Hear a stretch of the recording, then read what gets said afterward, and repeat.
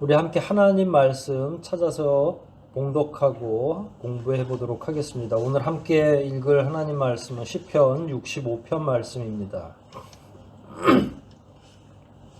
시편 65편 1절로 13절까지 말씀 우리 찾아서 한 절씩 교독하고 마지막 13절 합독한 다음에 성경을 공부해 보도록 하겠습니다. 시편 65편입니다. 제가 먼저 1절부터 읽겠습니다. 하나님이여 찬송이 시온에서 주를 기다리오며 사람이 서원을 주께 이행하리이다.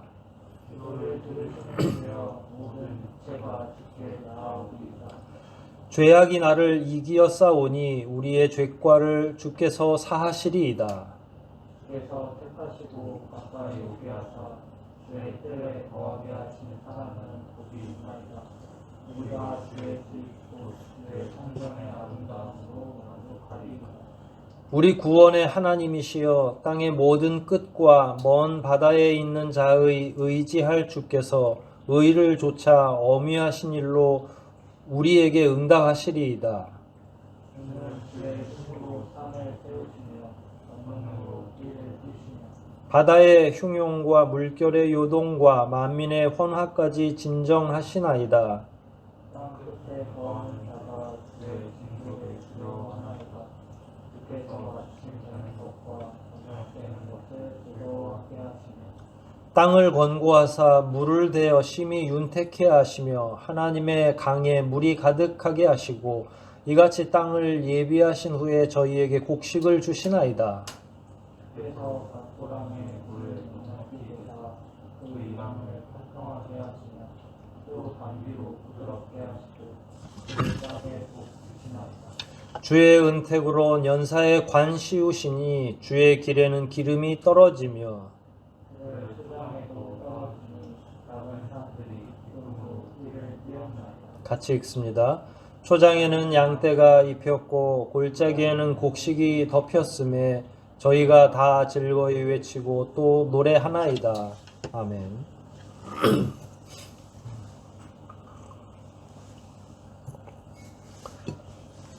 이 시편 65편은 뭐 다른 배경 설명이 그렇게 나와 있지 않습니다. 다만 다윗의 시고 영장으로 한 노래 이렇게 표현이 되어 있는데 이 영장으로 했다고 하는 건 찬양대가 공식적으로 부르는 찬송이라고 이해하시면 되겠습니다.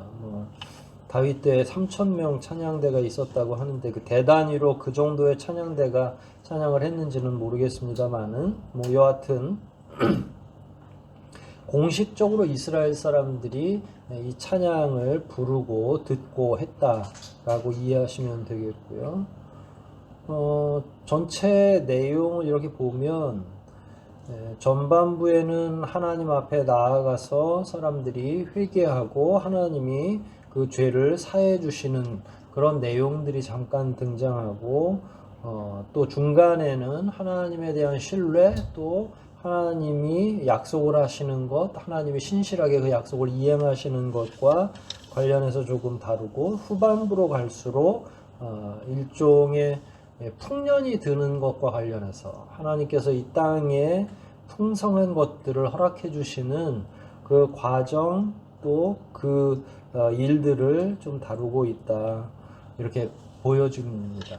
이 내용을 이렇게 크게 좀 놓고 살펴보면 결국은 풍성하다라고 하는 건 하나님이 신실하시다라고 하는 거죠.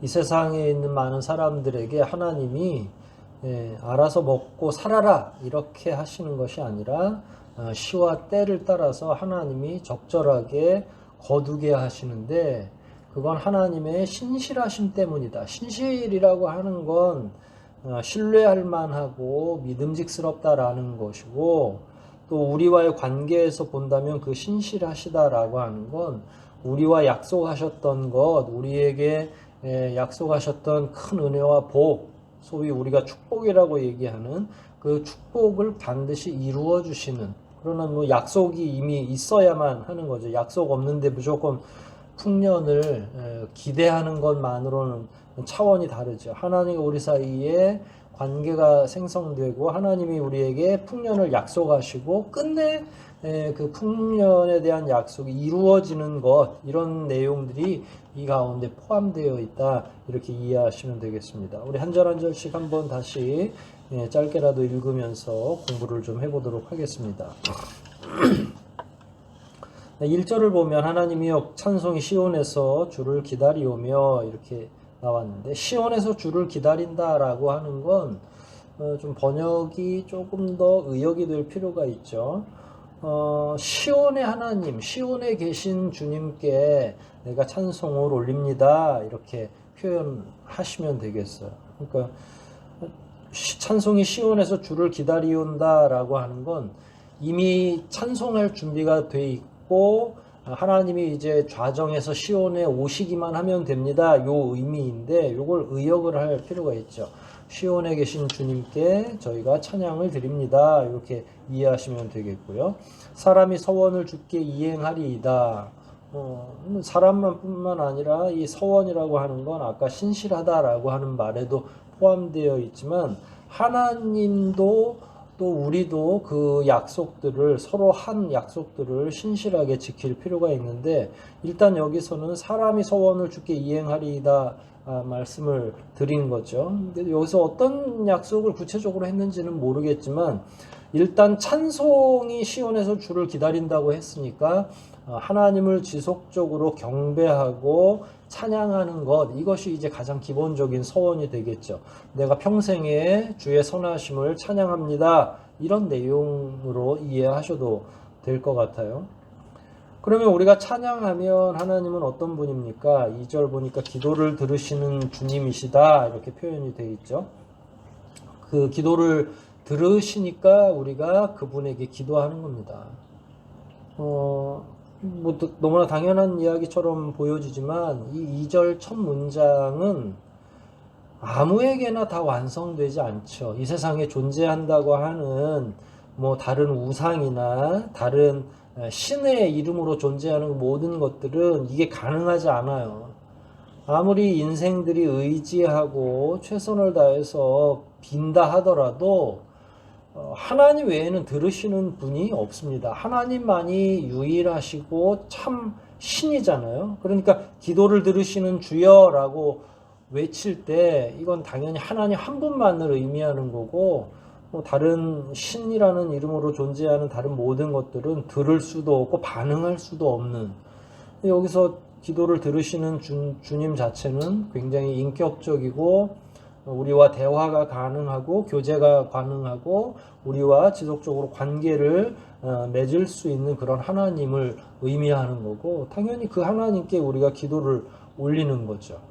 그러나 세상 사람들은 그 본인이 섬긴다고 하는 그 신이 듣는지 듣지 않는지도 모르는 채로, 그리고 듣는다는 확신도 없이 그냥 간절하게만 기도하는 거죠. 그러니까 기도 자체가 들으시는 분이 있으면 그건 적중할 것이고, 듣지 않는다면 그야말로 다 땅에 떨어져 버리겠죠. 어디로 상달될 수가 없죠. 그러니까 우리는 이미 하나님이 들으신다라고 하는 걸 전제로 해서 기도 드리는 자들이기 때문에 그리스도인들은 헛수고가 없어요. 기도에 헛수고가 없죠. 물론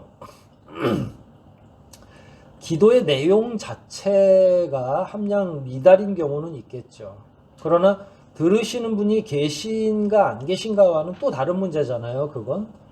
그런데 하나님이 일단 듣고 계시다라고 하는 건 우리가 그 기도 드리는 기도의 내용 자체의 질적인 문제, 혹은 그 내용이 정말로 하나님께 상달되느냐 안 되느냐, 요 문제를 제외하고서는 일단 하나님은 들으시고 계시다라고 하는 거죠. 근데 아무리 들으시려고 하더라도 인생들이 어리석은 기도를 드릴 때에는 상달조차 되지 않습니다. 하나님이 그런 기도를 다 들으시는 건 아니죠. 여하튼 그런 관계가 다 형성되어 있는 것을 2절 초반부가 이야기하는 것이고요. 모든 육체가 주께 나아오리이다. 근데 1절과 연결해서 보면 왜 나아오냐면 하나님과 서원 관계로 들어가기 위해서. 우리가 이렇게 하겠나이다 하나님께서는 이렇게 우리를 도와주시옵소서라고 할 때 이런 서원 관계가 있는 거잖아요. 서원이라고 하는 건 약속을 의미하는 거고요. 서원 기도를 할 때 우리가 무엇인가 그 약속을 이행할 명확한 그 약속 이행에 대한 규정들이 우리 스스로에게도 있겠죠.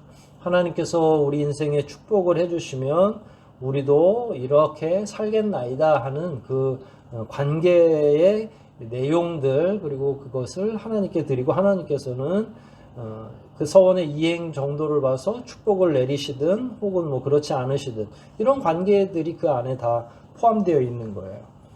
근데 이제 일단 그 어떤 깊은 주제로 들어가기 전에 3절에서 죄악이 나를 이기어 싸우니 우리의 죄가를 주께서 사하시리이다, 이렇게 죄의 문제를 가장 먼저 거론을 합니다.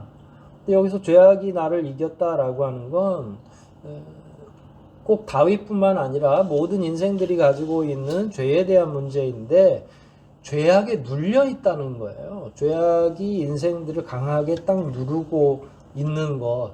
그런데 하나님 앞에 나아가면 그 모든 내용이 뒤에 죄가를 주께서 속해 주시거나 사해 주신다라고 표현하는 거니까 죄악에 우리는 눌려 있고 하나님께서는 우리를 구원해 주시는 이 관계가 그 안에 포함되어 있는 거죠. 죄악은 그냥 우리는 죄를 짓고 하나님께서는 자동적으로 죄를 사해 주시고 이런 건 아니죠. 반드시 하나님 앞에 회개, 사죄를 간청드리는 회개의 관계가 있어야만 사죄가 가능한 거예요. 그러나 죄를 짓고도 뻔뻔하게 하나님 앞에 사죄를 하지 않는 자들의 죄는 여전히 남아있는 거죠. 그러니까 회개가 그만큼 중요한 건데 그 회개가 가능해지고 하나님께 입술을 열어서 회개했을 때에는 하나님이 그 모든 죄악을 어떻게 하신다고요? 사해 주신다. 그게 3절 내용이에요. 우리는 하나님 앞에 죄악을 고백하고 하나님께서는 그 죄악을 사해 주시고, 그런데 이 사하심을 믿고 죄를 또 다시 짓고 하는 건 옳지 않죠. 하나님과 우리 사이의 관계에서 맞지 않습니다. 우리는 본래 기본적으로 그런 관계가 없어도 뭐 여전히 연약해서 죄악을 짓는데 하나님이 어차피 죄를 사해 주실 거니까 믿는 마음으로 죄를 짓는 건 가당치도 않고 도식에 맞지 않는다는 이야기예요. 그렇다고 해서 우리가 뭐 죽을 때까지 완전 무결하게 성결하게 살 수는 없죠. 그럼에도 불구하고 어쩔 수 없이 죄를 짓는 것과 사하신다는 것을 알고 사하심을 확신하고 죄를 짓는 거하고 또 다른 문제죠. 의도적인 죄를 말하는 겁니다. 그런 의도적인 죄, 어차피 사해 주실 거니까 나는 죄를 지어도 된다라고 생각하는 건 그건 상당히 악하고 교만한 생각이죠. 하나님께서는 그런 자의 죄를 사해 주시지 않습니다. 3절과 연결해서 이렇게 볼 때의 4절 내용은 일종의 죄악에 눌려 있는 것, 우리가 죄인이고 하나님 앞에서 사함을 받아야 할 만한 죄가 있다는 이 사실을 알고 그분에게 나아가는 이 과정 가운데는 그게 굉장히 복된 과정인 거예요. 하나님 앞에 무거운 마음으로 죄악을 용서받으러 나가는 건 어떻게 보면 굉장히 무거운 발걸음이 될 수도 있죠. 하나님 앞에 죄악 졌는데 죄악을 가지고 있고 그 죄악을 용서받으러 나가는데 누가 가볍겠어요. 하지만 그 관계 안에 있다는 그 자체는 매우 복이 있다는 거예요. 왜냐하면 우리 상대편이신 하나님께서는 얼마든지 그를 사죄해 주실 수 있는 인자하신 분이기 때문에. 그래서 3절과 4절을 연결하면 이제 4절 같은 경우는 문장이 길지만 좀 다듬어서 짧게 갈 필요가 있죠. 일단 주께서 택하시고, 하나님이 택하신 분이라는 얘기예요. 그 다음에 그 사람을 가까이 오게 하사, 어디까지 가까이 오게 했냐면 주의 뜰에 거하게 하신 사람은 복이 있다. 근데 아까 3절까지도 연결해야 한다고 하면 죄를 졌지만 하나님의 성전 안으로 들어올 수 있는 자격이 우리들에게 있다는 거예요. 하나님의 영역 안으로. 죄는 죄고 또 그럼에도 불구하고 하나님 안으로 들어갈 수 있는 그런 은혜와 복은 우리 그리스도인들만 유일하게 가지고 있는 큰 은혜죠. 하나님을 아버지로 믿지 않는 자들은 이런 특혜가 주어지지 않아요. 죄는 죄대로 있고 하나님 앞에 나올 수도 없는 거죠. 근데 우리는 어떻게 택함을 받았고 어떻게 그의 성전 안으로 죄가 있음에도 들어갈 수 있냐면 예수 그리스도의 십자가의 보혈이 있기 때문에 그렇습니다. 우리 스스로와 하나님 사이의 관계는 십자가로 맺어진 관계예요. 그러니까 내가 잘났거나 혹은 하나님이 무조건 사해 주셔서가 아니라 그 가운데 중재자인 예수 그리스도의 십자가의 보혈 공로가 있기 때문에 죄가 있음에도 불구하고 그 하나님 아버지 앞에 나아갈 수 있다는 이야기죠. 그러니까 이런 내용들이 그 가운데 포함되어 있기 때문에 아무나 죄 있는 상태에서 하나님 앞으로 갈 수가 없겠죠. 믿지 않는 자들은 그 안으로 들어갈 수가 없는 거예요.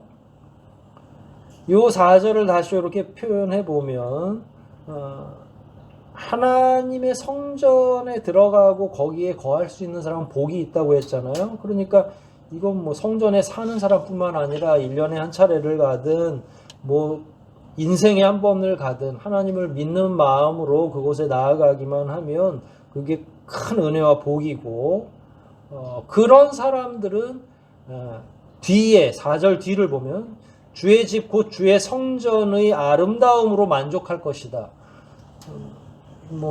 이 단순히 그냥 예루살렘 성전만 보고서 아름답다라고 느끼는 건 아니겠죠. 왜냐하면 아시다시피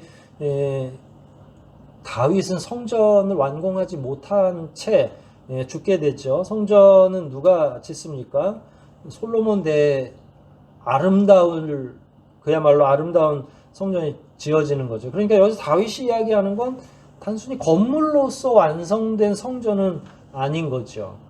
따라서 여기에 성전이라고 하는 건 하나님의 영향력이 끼쳐지는 혹은 하나님의 품 안 그 자체를 의미할 수도 있습니다. 그러니까 하나님 안으로 들어가는, 그리고 성전도 마찬가지죠. 성전이 그 황홀하게 아름다운 이유는 그곳에 하나님이 계시기 때문에 아름다운 거죠. 건물이 너무 아름다워서 아름답다고 표현한 건 아니거든요.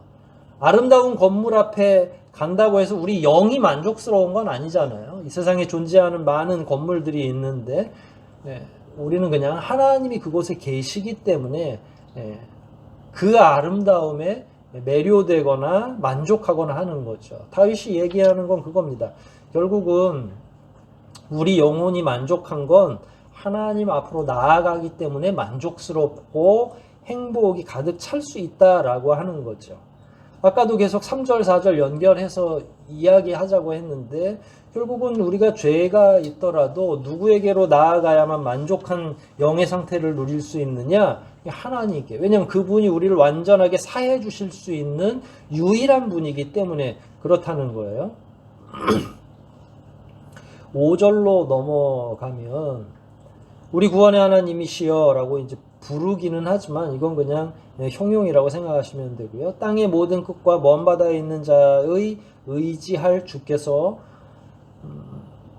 이게 결국은 5절에서 가장 중요한 건 우리에게 응답하시리다 라고 하는 이 말이거든요. 제일 중요한 건 앞부분에 이렇게 저렇게 해서 결국은 하나님께로 나아오면 세상 사람들이든 혹은 하나님을 믿는 자들이든 하나님을 신뢰하는 마음으로 주님 앞에만 오기만 하면 우리에게 응답하실 것입니다 라는 거죠. 그러니까 결국은 하나님을 신뢰할 만한 그런 하나님이시라는 이야기고요. 그리고 그런 분을 만나니까 4절에서 나온 것처럼 성전이 아름답게 느껴지는 거죠. 우리를 제외하고 하나님을 믿는 우리들을 제외하고 일반적 다른 종교를 가지고 있는 사람들 같은 경우는 자기가 누구에게 나아가는지도 제대로 알지 못한 상태고 나아간다 하더라도 그 신이 내 기도를 듣는지 안 듣는지도 확신이 없는 데다가 그 신이 참신이 아니기 때문에 그걸 그 상대편을 신뢰할 만한 게 없는 거죠. 그러니까 다른 건 여기에 1, 2, 3, 4, 5, 6절 계속 이어가도 하나님 외에는 여기에 합당하게 딱 들어맞는 참신이 이 세상에는 존재하지 않고, 반대로 그러면 우리는 얼마나 복된 사람들이냐 하는 거예요. 인격적으로나 여러 면에서 하나님과 대화할 수 있고 하나님께 나아갈 수 있고, 나아가면 하나님은 그를 용서해 주시고 복된 길로 인도해 주시고, 그러니까 우리는 나아가기만 하면 큰 은혜와 복 안에 하나님을 신뢰할 만한 그 거리 안으로 들어가는 건데, 우리의 가장 큰 문제는 나아가지 않는다는 거예요. 하나님을 신뢰하지도 않고 나아가려고 하지도 않고 이제 게으름 안에 빠져 있거나 혹은 죄악이 우리를 가리기 때문에 하나님 앞에 달려가지 못하는 거죠. 이런 약점을 극복하고 하나님께 나아가는 것 자체가 중요합니다. 그걸 갔을 때 5절 아까 마지막 부분을 말씀드렸죠. 5절 말미는 우리에게 하나님 반드시 응답하신다. 그래서 신뢰할 만하다라고 했는데, 그러면 그 신뢰할 만한 하나님은 어떤 분이냐? 그 하나님의 성품, 하나님이 가지고 있는 능력을 그 뒷절부터 이렇게 이야기하잖아요. 주는 주의 힘으로 산을 세우시고, 이게 하나님의 능력입니다. 권능으로 띠를 띠시며, 어떤 신이 산을 세우고 권능으로 띠를 띠겠어요. 뒤에도 마찬가지죠. 바다의 흉용과 물결의 요동과 만민의 헌화까지 진정하시나이다. 예수님께서 제자들과 함께 갈릴리 바다를 건너가실 때 예수님은 의도적으로 주무셨죠. 그 주무실 때 갈릴리 바다가 막 폭풍이 몰아치고 제자들이 난리를 칠 때 막 너무 놀라고 두렵고 공포스러울 때 예수님을 깨우죠. 그리고 예수님이 일어나셔서 그 갈릴리 바다를 한순간에 잠잠케 하셨잖아요. 그러니까 이미 신약에서 우리는 알고 있는 것처럼 회화적으로도 가능해요. 상상이. 바다를 어떻게 잠재우시는지 그 내용입니다. 7절은. 그런데 상상을 다윗은 한 거죠. 회화적으로 상상을 한 거예요. 한 번도 본인은 보지는 못했지만 창세기부터 읽어온 성경의 모든 내용들을 보니까 산도 세우시고 바다를 조용하게 하실 수 있고 이런 하나님이라는 거예요. 그러니까 얼마나 그분이 신실하며, 신실하니까 그분 앞에 죄를 사해야 되는 것이고, 이런 관계들이 계속 연장되거나 뒤로 후퇴에서도 의미가 다 전달이 되고 있는 거죠. 8절도 마찬가지입니다. 땅끝에 거하는 자가 주의 징조를 두려워하나이다. 요거 중에서 주의 징조를 두려워한다라고 하는 건 무슨 얘기냐면 7절, 6절과 마찬가지인데 하나님께서 베푸신 그 놀라운 일들을 보고 두려워한다라는 거예요. 그게 주의 징조를 보고 두려워하는 게. 근데 여기서 그냥 두려움은 벌벌벌 떨어서 아무 일도 못하는 게 아니라 너무 입이 떡 벌어질 만한 역사들이 막 눈앞에서 일어나니까 그것에 대해서 말하지 못하는 거죠. 우리가 흔히 천지를 창조하실 때 인간을 제일 마지막에 창조하신 까닭이 막 별도 만들어 붙이시고 산도 막 솟아나게 하고 물과 물이 다 만나게 하고 땅은 융기에서 솟아오르게 하고, 이걸 사람이 다 보면 놀랍다, 그리고 너무 놀라고 두렵겠죠. 그러니까 근데 그 광경을 지금 써놓고 우리가 그걸 보고 두려워한다라고 지금 다윗이 표현한 겁니다. 산은 6절에 보면 산을 세우셨죠. 7절에 보면 막 바다와 관련된 거 막 흉용하는데 그걸 잠재웠죠. 그러니까 그걸 누가 봤다고 생각을 해보세요. 그게 이제 8절인데 주의 징조를 보고 얼마나 두렵겠어요. 근데 이건 벌벌벌 떨어서 두려운 고통이 있는 게 아니라 너무 놀라운 광경을 본 거죠. 근데 그래야 또 하나님을 신뢰할 만하잖아요.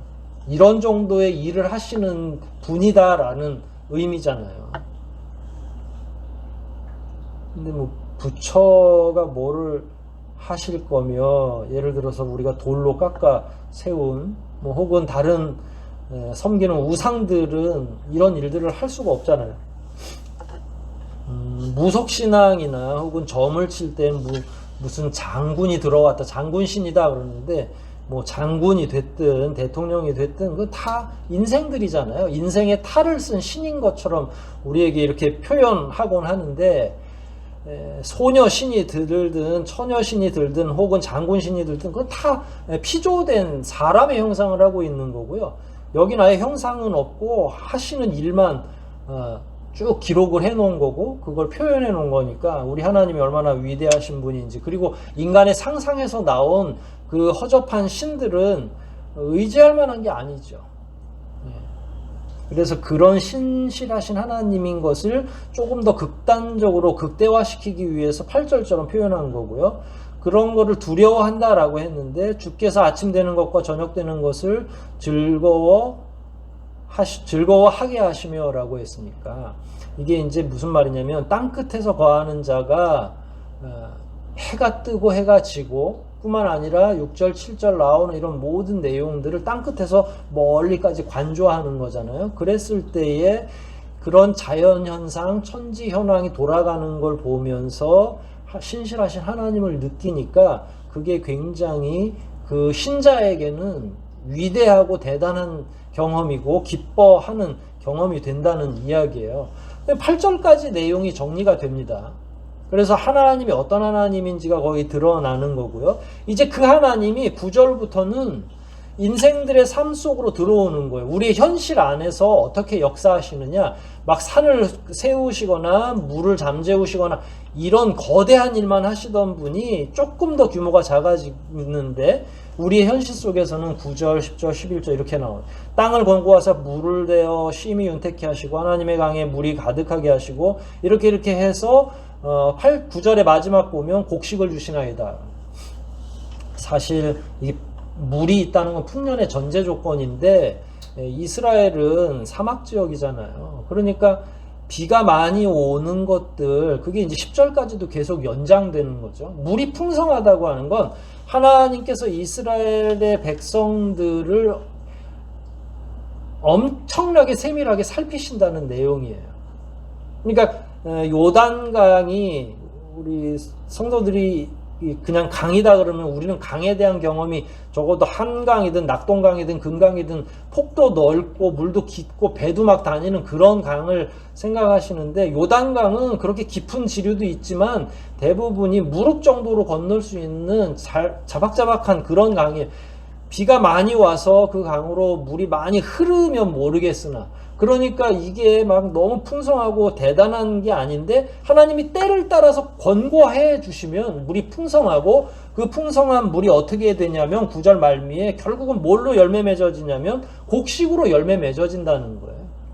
그러니까 아까 위대하신 일을 하시던 하나님이 이제 우리 인생들 틈에서는 현실적이고 적용 가능한 하나님의 능력으로 이렇게 조금 더 적용된 상태죠.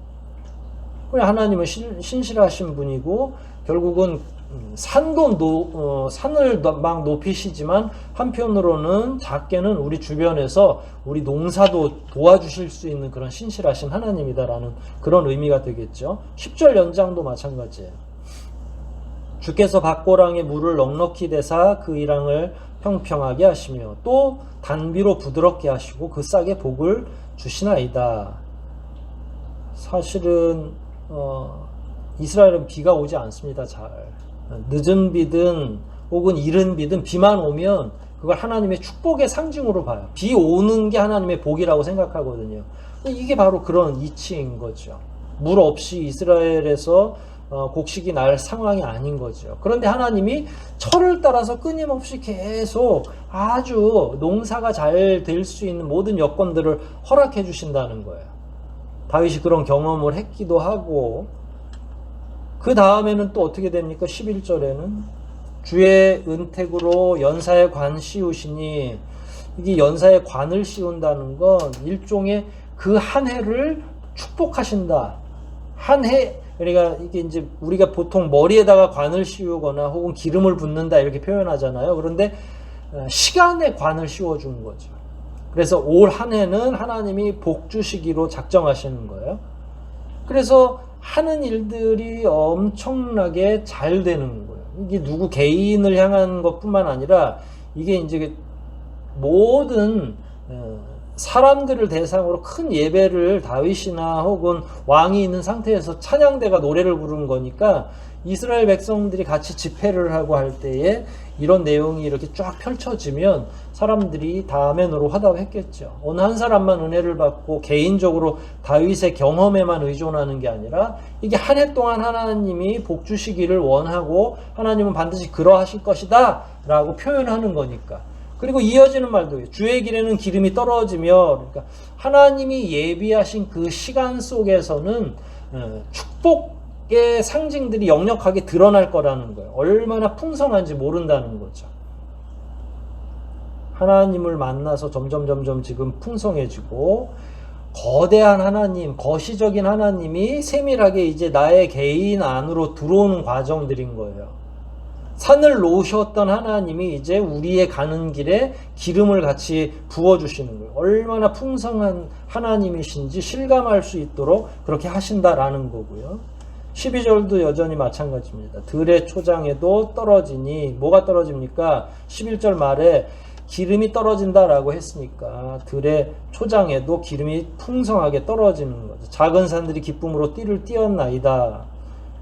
어디든 풍년이 일어나는 거예요. 이게 아마 다윗이 이스라엘 백성들을 대상으로 해서 함께 하나님 앞에 예배드리고 함께 축복을 기원하는 그런 과정의 내용처럼도 보여집니다. 그러니까 1년의 연초에 이런 내용들을 함께 공부하고 하나님께 기원하기에 딱 적절한 내용인 거죠.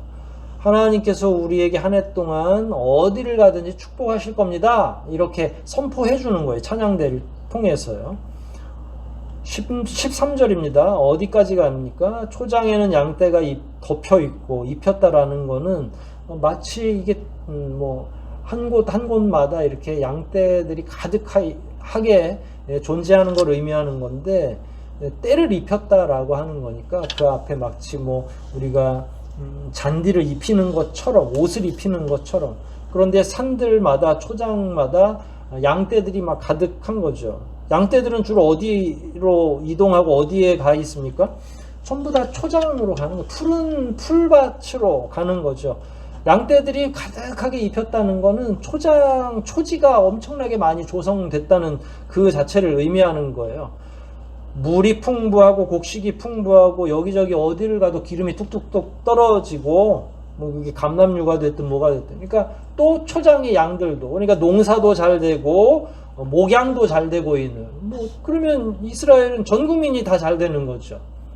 당시 유목 사회였고 기름이나 혹은 이렇게 농사를 짓는 사람들도 있었는데 부분이 다 잘 되고 있으니까 전 국민이 잘 먹고 잘 살 수 있는 하나님의 큰 은혜 가운데 놓여 있는 거죠. 이어서도 여전히 마찬가지. 골짜기에는 곡식이 덮였고 저희가 다 즐거이 외치고 또 노래하나이다. 초장에는 양떼가 입혔고 골짜기에는 곡식이 덮였고, 뭐 더 바랄 게 뭐가 있겠어요. 삶의 현장마다 한 해는 농사가 되면 목축이 안 되고, 목축이 잘 되는 것 같은데 농사가 안 될 수도 있고, 그런데 그게 아니라 어떤 일에 종사하든지 국민들이 모두 풍성하고 배불리 먹고 살 수 있다면 그건 통치자로서는 대단한 복이고 큰 은혜겠죠. 다윗의 눈에 펼쳐지는 모든 백성들이 지금 그럴 정도로 풍성하게 받을 수 있는 건데, 이 이면에는 다 하나님이 그 일을 하신다는 거예요. 하나님께서 신실하신데, 능력이 있으신데, 약속을 꼭 지키시는 분인데, 그 하나님이 이스라엘 백성들과 이렇게 관계를 맺었고 이렇게 복을 주신다는 거죠. 그러면 그 다음에는 상상만 해도 대단한 거죠. 하나님의 손길이 미치지 않는 곳이 없어요. 골짜기마다 하나님께서 얼마나 풍성하게 하셨는지 모른다는 거예요. 오늘날로 이걸 그대로 적용한다면, 이게 이제 신년 사경회 같은 때에 이런 말씀을 같이 나누면 마음속에 굉장히 풍요로움이 생성될 수 있겠죠.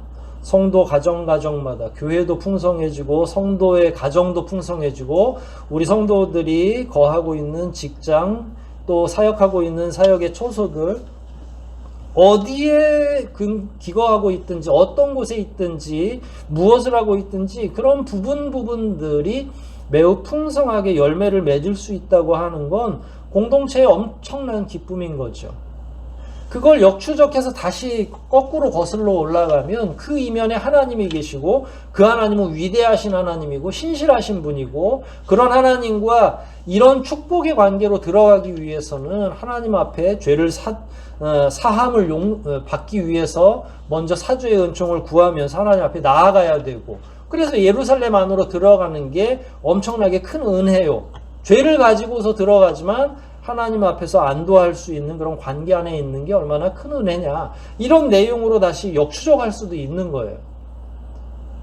결국은 하나님께서는 우리에게 축복을 안 하시는 게 아니라 항상 복을 내리실 준비는 하고 있는데 우리가 축복받지 못하는 그런 위치에 있는 거죠. 왜냐하면 죄악도 여전히 가지고 있고 하나님 앞에서 해결해야 될 문제들이 해결되지 않고 있기 때문에 그렇다는 거예요. 하나님께서 막 무작위로 모든 것들을 갖다가 뿌려주시는 게 아니라 은혜 입을 만한 자들에게 은혜를 베푸시는 거죠. 준비된 자들. 그 준비가 무엇이냐면 영적인 성결을 의미하는 거예요. 만약 우리 성도들이 올 한 해 하나님 안에서 풍성한 열매를 맺기를 원한다면 가장 먼저 하셔야 될 일이 하나님 앞에서 성결하실 일이 있죠. 자기의 죄를 하나님 앞에 쏟아내고 회개하고 영이 맑아지고 깨끗해져야만 그 다음이 진행된다는 거예요. 말할 수 없이 우리가 지저분하고 죄악으로 가득 차 있는데 기도는 어떻게 할 거며 서원은 어떻게 할 거며 하나님과 우리 사이의 관계는 어떻게 맺어가겠어요? 그 다음이 불가능한 거죠. 진행이 안 됩니다. 진척할 수가 없어요. 우리는 그런 과정은 무시하고 다들 연초가 되면 축복받기만을 구하죠. 그래서 시키지 않아도 다 축복을 간구합니다. 시키지 않아도 다 기도합니다. 자기 가정을 위해서, 자기 사업장을 위해서. 그러나 그 어느 것보다 중요한 건 하나님 앞에 성결하게 나아가는 거라는 거죠. 하나님 앞에 성결하게 나아갈 때 하나님께서 그를 긍휼히 여기시고 죄사하는 은혜를 주시죠. 그게 3절이라고 말씀드렸고요. 그래서 결국 능력의 하나님을 만나게 되고 그 하나님이 결국 우리 인생에 올 한 해 동안에 마음껏 복을 내려주시고 은혜를 베푸신다는 그 내용입니다. 따라서 혹 축복을 원하신다면 먼저 성결하십시오. 하나님 앞에 나아가십시오. 하나님 앞에 나아가서 우리가 얼마나 연약하게 살았는지를 고백하고 사유하시는 하나님의 그 은총, 십자가 보혈로 그 보혈의 공로로 우리의 죄를 완전하게 사해 주시는 그 은혜를 힘입을 때 그 다음이 진행된다는 이 사실을 잘 기억하시고 하나님 앞에서 항상 겸손하시고 정결하시고 성결한 가운데 큰 은혜와 복을 누리시는 올 한 해 2021년 되시기를 주의 이름으로 축원드립니다. 우리 함께 하나님 말씀 생각하시면서 함께 기도하시겠습니다. 연초만 되면 우리가 하나님 앞에 많은 은혜 입기를 간구하면서 열심히 기도하는데 누구나 마음은 다 동일하다고 생각합니다. 저도 그렇고 여러분도 그렇고 올 한 해뿐만 아니라 사는 모든 내내 그리고 범사에 하나님이 우리에게 축복하시기를 우리가 원하고 있고 그렇게 기도하죠. 그러나 그것보다 먼저 선행되어야 될 것이 우리의 연약함을 하나님 앞에 고백하는 거죠. 우리의 죄악을 하나님 앞에 고백하고 사유함을 먼저 받는 것이 중요합니다. 그렇게 해서 우리가 영이 성결해지면 그 다음에는 간구하지 않아도 하나님께서 그를 채우시고 인도하십니다. 언제 우리가 우리의 간구로 이런 큰 은혜와 복을 누리며 살았습니까? 하나님이 다 알아서 해주시는 거죠. 어린 아기들이 어머니 아버지에게 뭔가를 계속 요청해서 먹이시고 입히시는 게 아니잖아요. 요청하지 않아도 부모는 항상 그 자녀를 위해서 최선을 다하는데 우리 하나님은 더 하시죠. 그런 의미에서 가장 먼저 선행되어야 될 하나님 앞에서의 죄의 자백, 성결한 영의 유지 이런 내용들을 먼저 고민하고 묵상하고 우리의 죄악을 회개하는 일이 먼저 진행되어야 된다는 것을 기억하시고 이 시간도 하나님 앞에 우리의 연약함을 함께 고백하고 용서해 주시기를 간절한 마음으로 함께 기도 올리시겠습니다.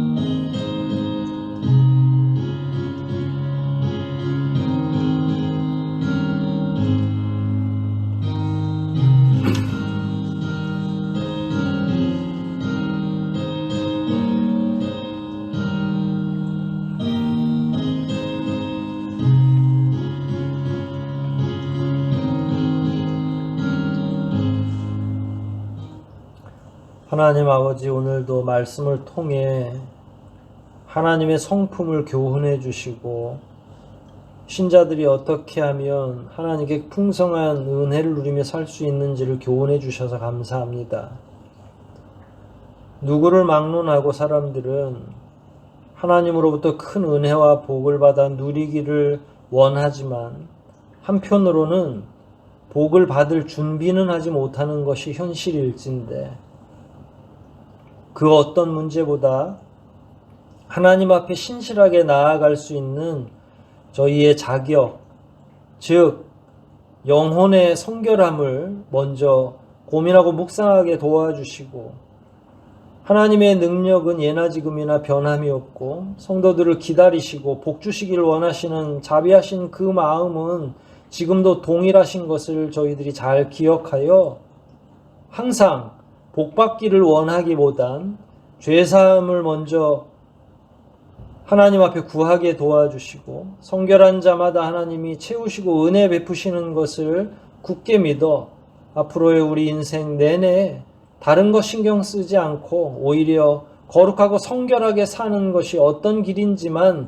몰두할 수 있도록 그 은혜를 베풀어 주시옵소서. 그러할 때에 하나님께서 그를 신실하게 대해 주시고 그뿐만 아니라 그의 자녀들까지도 천대까지 은혜를 베푸시는 줄 믿사오니 주님 앞에 머리 숙여 간절한 마음으로 올 한 해 강건함과 축복을 기대하는 모든 성도들마다 주님 앞에서 십자가 보혈의 자비의 공로를 누리게 하시고 날마다 거룩한 영으로 나아가게 도와주시고 그리하여 하나님께서 마음껏 복 내려 주시는 영혼들이 될 수 있도록 인도하여 주시옵소서. 이 시간도 함께 공부하게 하신 것 감사를 드리오며 모든 말씀 예수 그리스도 이름 받들어 간절히 기도하옵나이다. 아멘.